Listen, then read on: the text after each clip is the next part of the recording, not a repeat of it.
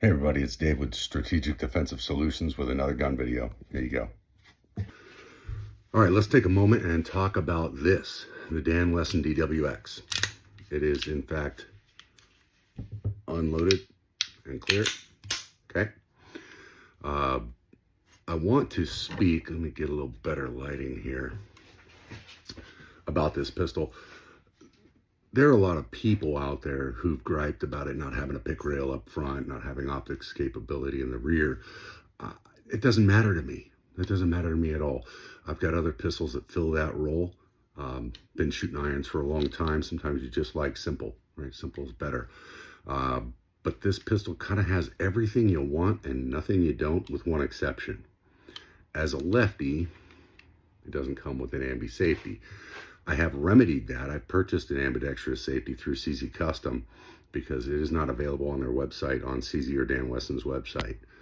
But man, this is a really great package. It's everything you love about the CZ75 and everything you love about the 1911, and all the stuff that you don't necessarily love about those guns is gone. Okay, so we'll just start kind of front to rear. It's got a really nice beveled barrel, right? Flush cut and relief crowned.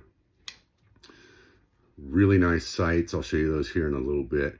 But it is a tritium dot front blacked out rear ledge sight, so you can rack it on something should you need. You got front grasping grooves. Can you see those? You can action off the front of the pistol if you need, or off the rear. The grooves are very positive, so that's obviously a nice touch. The top of the slide is serrated. Okay. Supposedly this helps with light glare. Maybe it does, maybe it doesn't. I don't know, but it looks cool, right? The first thing you notice, though, when you pick this thing up is it is tight. Like, you can hear my very, very little, if any, movement.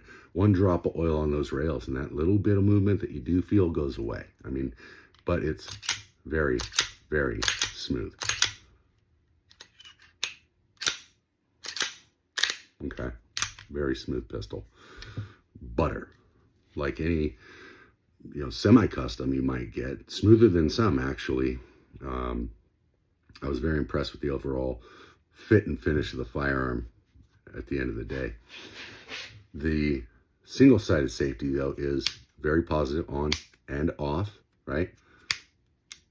Can't get it to fire, off, trigger breaks. Now, let's get into the trigger here. Very clean trigger. Your typical, nicely done 1911 style trigger here. Okay. Super clean. Nice short reset. Super clean break. Probably, with exception of a Wesson Compact that I owned a while ago, the best trigger out of the box. Better than my Bayers, better than a Nighthawk that I had, better than a Guncrafter that I had. This is one of the cleanest triggers that I've experienced out of the box. It's not the lightest. It breaks around 4.5 pounds or so, and I'll show you that here in a little bit. What else do I need to say about the pistol, right? So, positives that are carryovers from the 1911. You get a full-size slide with full-size grasping grooves here, not the small CZ75 slide that's hard to get a hold of, or sometimes you can miss it. There's very little real estate on top. So that's a great carryover from the CZ75 or the 1911 versus the CZ75. Another great carryover is the grip of the CZ75. It just fits really nicely in the hand, and it carries over to the Dan Wesson DWX nicely. No beaver tail safety. That's a plus. I like that. It fits well. You don't have to worry about having an absolutely, positive grip. If you get into your draw stroke and you don't have the best grip on the pistol, you don't have to worry about it getting hung up on you. So it's a really nice blending of components or technologies between the two. And it's a damn good looking gun, right? It's finished in DLC, so the coating is going to be very durable. I'm not going to go throw it in the mud just to test that, but it's a nice looking gun, very durable finish, very smooth, very tightly fit, great trigger, very positive safety. The kind of frag texture on the front and the rear strap are very positive to get into. Gun doesn't shimmy or scoot around in your hand.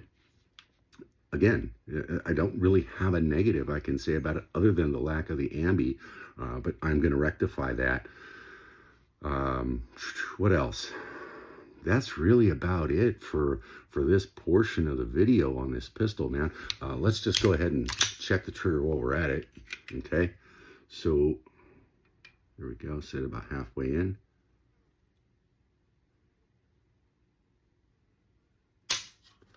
So it was right at 4.5.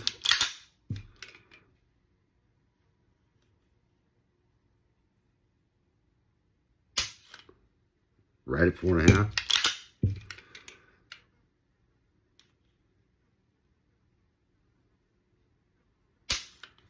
And again, right at 4.5. Okay, very consistent trigger. I am going to do a separate video breaking it all the way down and just dialing into the internals, and then a shooting video on the pistol. But just want to demonstrate, mags go in, they come out. They do what they're supposed to do. In, out. Now, for those of you that are like me and you want to hear the action, you want to hear the trigger, all that good stuff, I'm going to give it to you. Very smooth.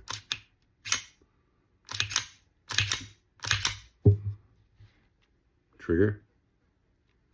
There's your take up. Hit the wall. Clean break.